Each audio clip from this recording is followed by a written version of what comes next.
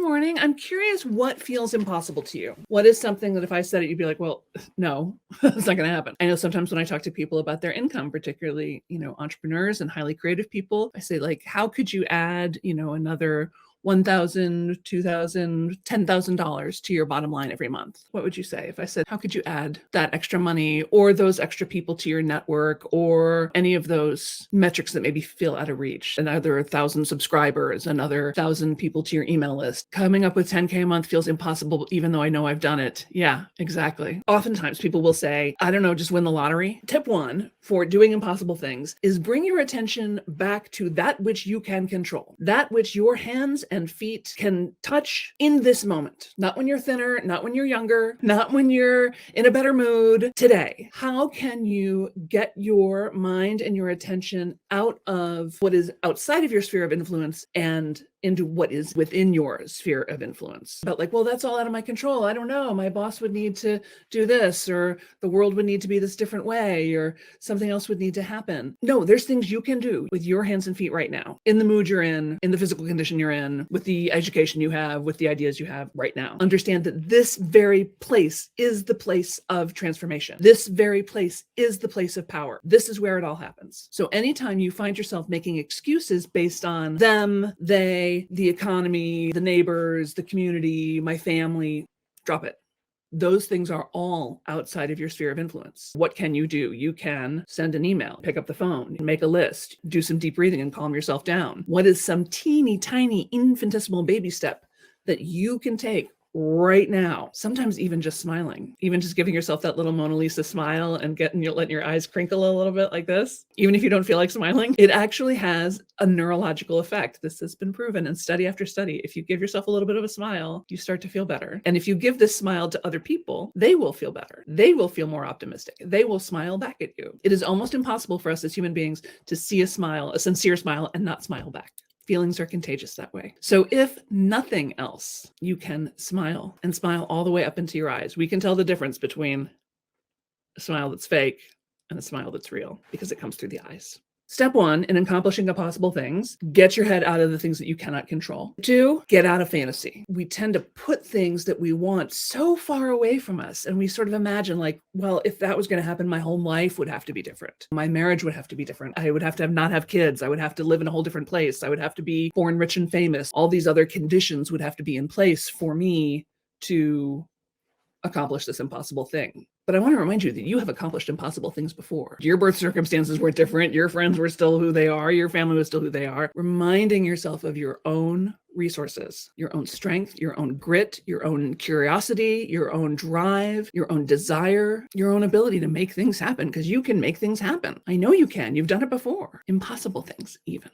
Going back to our lottery example, what I notice is that people would rather believe in a statistical impossibility, like winning the lottery, than they would want to believe in their own ability to spend 15 minutes a day and make one reach out a day and bring their impossible dreams to life. Is that you? Heather says, remind yourself that you are a badass. Yes, exactly. Remind yourself that you are a badass. What feels impossible right now is getting to a finish line with the curating and culling of my stuff that I moved across country with, and also my mom's stuff that's still in the house. So many other people are involved with the second item above. It feels very challenging. I just keep chipping away at what is in my control. Yes, just keep chipping away at that which is within your control. Remember, you can set boundaries with other people. You can say, look, it is now January 4th. On February 4th, everything goes. So if you want anything in here, you have to come here and take it with you before February 4th. People respond well to deadlines. If you are digging this training, I want you to sign up for my free training on Saturday, right? So to go to therealsambennett.com/everything. And it's a free training that I'm going to do on Saturday. You'll also get the recording. We're going to talk about how to ask for everything you want and get it. That'll also get you the 12 days of gifts that we've been doing, because we're going to revisit those and open them all up for you again, which is like 12 incredibly valuable gifts and presents we've been giving away the last 2 weeks. What I've done in the past that felt impossible is a lot. Of course. We all do impossible things. And it's an important thing to remember too, when we feel judgy about other people, is they are also doing impossible things.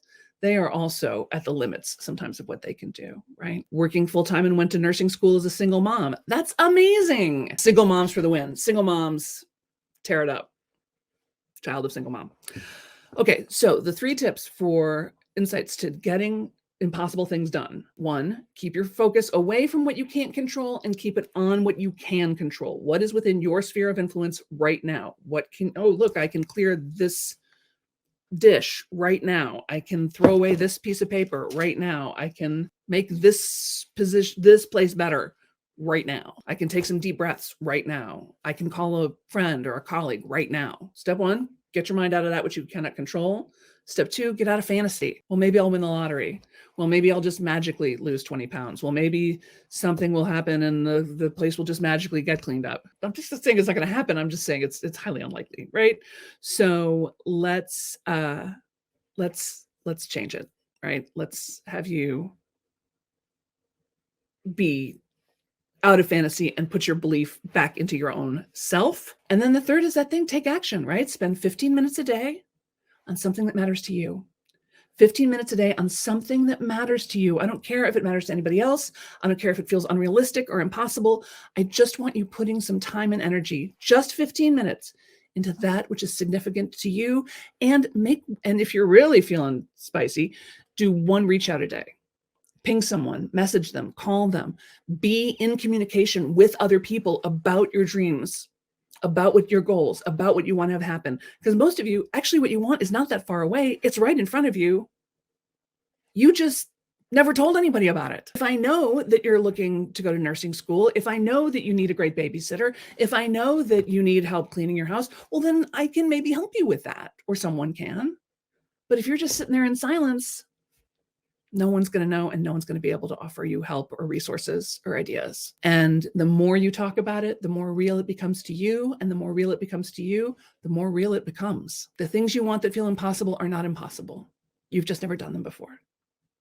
But someone has done them, and they want to help you. If you're digging this, please sign up for my free training on Saturday at therealsambennett.com/everything. I am so glad that you found 15 minutes to be here with me today. This is exciting and a little challenging. I've been doing this for half an hour for like years and years and years. So now I'm like, no, 15 minutes, because that's my whole thing. It's 15 minutes. That's what the new book is about. 15 minutes, the 15-minute method. So thank you for finding 15 minutes, not for me, but for you and for your dreams and for that which matters to you, because if it matters to you, it matters to us. June is asking what time is the training on Saturday. It's at 12 noon Eastern, so 9 a.m. Pacific. I think it's 5 p.m. GMT. But it'll also be recorded, and you'll get access to the recording. Thank you so much for being here. I got 115 straight up. I want to thank the team, Veronica Gazzardi, Lucy, you guys are amazing. Let's do one more breath to close out this circle. And I want you to think about what's one thing, one 15-minute action that you can take right now to move you closer to your impossible goals. And let's inhale, 2, 3, 4, hold, 2, 3, 4, 5, 6, 7, out, 2, 3, 4, 5, 6, 7, 8. Thanks, everybody. Thank you for being here with me. Thank you for being here. Hi, Leslie. Mwah. Great to see you all. Bye.